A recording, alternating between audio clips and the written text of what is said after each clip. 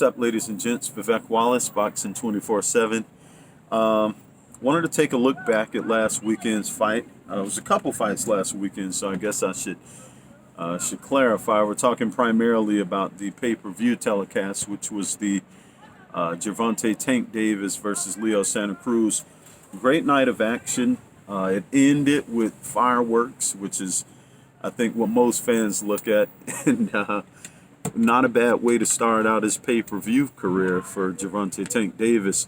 Going into that fight, I think there were a lot of questions.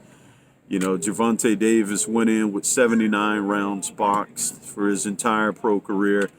On the other side, although Leo Santa Cruz was a smaller guy, he was coming in with 260 plus rounds boxed, and there's a little bit of a question there with, as it relates to experience and that type of thing. But I think the best way to sum it all up is questions raised were questions answered. Gervonta Davis put an exclamation mark on his performance at the end of the night, and I think he deserves a lot of praise. It was an incredible way to end the fight, and it was what you want to see in a guy that you're marketing as a power puncher, brutal fisted fighter. That was the way you want to see it punctuated at the end. And we knew coming in that Tank was a very explosive fighter, with the experience factor, the height, the reach, etc. I think a lot of us felt like if he didn't land the knockout, he may not get the win, and he knew that was his only shot. He swung for the fences and he connected, and I think it's safe to say that's probably how the fight would have gone. I personally had Tank down 3-2, and that was being kind of generous. I couldn't argue with a 4-1 score. I think Leo Santa Cruz did a hell of a job. He executed well. He stayed in the pocket. He didn't run. He boxed intelligently until he was caught. So that was, I think that was an excellent performance from that standpoint. I want to say also kudos to Team Mayweather, who I think did a very good job preparing him. You could see a different fighter in Tank the other night. I think, when you look at just not only the ring attire, which obviously was stolen from Floyd's playbook, I'm sure with his blessings, of course, but the performance itself, I think that Tank, he showed us a lot defensively, although he was hit more than I would have liked to see him get hit. But, he showed us a lot defensively. He showed us a lot of patience, but more than that, I think the biggest question for me, we never really saw him in trouble, and we never really knew how he would respond when in trouble. And I think he answered that, which is the biggest question most of us have for a fighter, that can knock people out, but we don't know how well they handle pressure and power or KOs from the other side. So that was my biggest question for Tank, and I think he answered that with flying colors. Incredible display, with him taking those shots and repeatedly coming in. I think the last sequence actually showed us, when you look at the way that last sequence went, it showed us all the strengths of Tank, and all of the things that they had been working on. In that one sequence, the last 10 seconds or so, you could see him avoiding punches. He took a couple punches. He weathered those punches, and, he landed the one that ended up pulling the curtain. So, again, I think major praise to Tank. I think he nor Leo have anything to hang their head about. Leo played, he fought his ass off. Pardon my French. Leo looked great. And I think that was an excellent performance by him until it ended the way that it did. But, one thing I wanted to touch on quickly, pardon the hoodie, guys. I wanted to say that too. I'm outside. It's about 35 degrees or so here in D.C. where I'm camping out now. But I just wanted to say, I listen to a lot of fans talk about the lightweight division and all of the talent that we have at the lightweight division. And I just wanted to say, while Tank's performance was an incredible performance in the end, I won't say overall, because, again, he got hit a lot more than you want to see your fighter get hit. But despite him punctuating it the way that he did, I think we have to keep in mind, we have to exercise a little how can I say it? We need to pump our brakes, I guess the best way to put it. I hear people saying that the Tank is the definitive and the consensus top guy at lightweight. You know, I'm all for giving a fighter praise, but you guys know this is not a spin zone. We grade with a hard curve.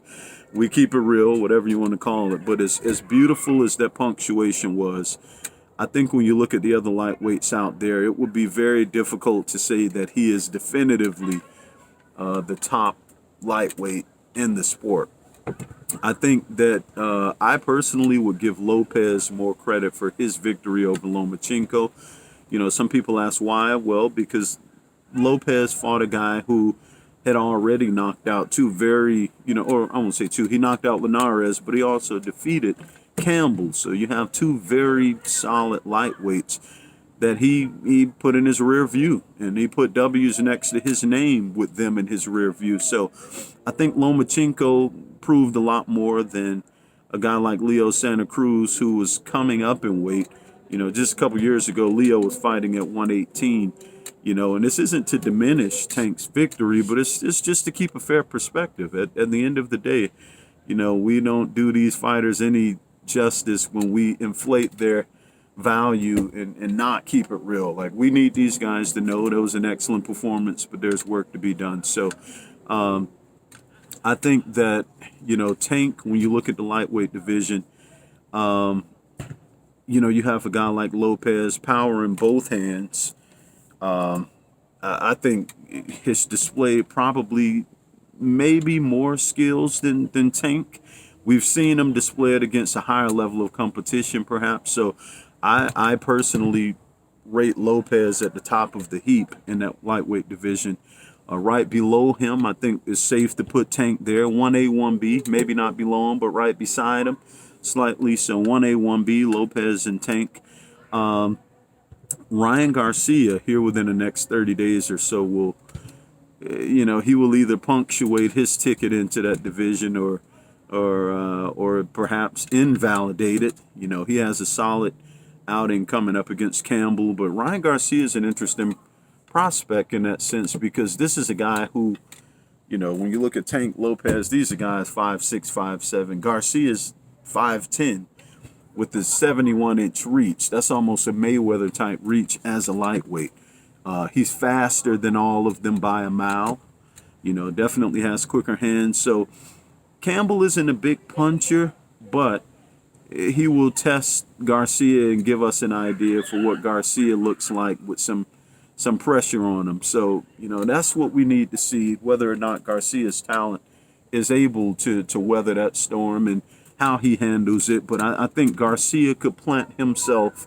I don't think beating Campbell places him to the 1A, 1B level, but he can certainly put himself in that discussion as a solid 2, behind the other 2. And I think we also have to think about Haney. Haney is a guy that, in my mind, he's another one at that division. We see some signs of promise. We see some flashes of what could be greatness, but he's very raw. We've never seen him tested. We've never seen his back against the wall. I've seen some things that other fighters could exploit. So like the others, there's room for improvement. But, Devin Haney is, I think, the guy you have to place at the bottom of that heap, although he might be the most purely talented when we talk offense and defense. He might be the most complete, when it's all said and done. But I think based on accomplishment, we have to go ahead and place him, at the bottom of that group. But that's all I got on that one, ladies and gents. I don't want to say too much. We'll save a little more for later, but I think the lightweight division right now is as good as it's ever been. These are some young guns. Lopez, I think, is a throwback fighter. He wants to fight the best. Tank, I wasn't so sure, but he showed me everything I needed to know. So we're going to add him to that mix. I think Haney and Garcia, they're right there. It's safe to say within the next, we'll say 12 to 24 months, we'll see these guys lock horns and, once and for all, be able to tell who's the definitive best of the rest. So I guess we'll have to wait and see. But that's all I got on that. Just wanted to share some thoughts, ladies and gents. I appreciate the support. If you haven't hit that like button, go ahead and subscribe now, and the like button. I'll take both, but I do appreciate everything, ladies and gents. Peace. God bless. One love. See you next time.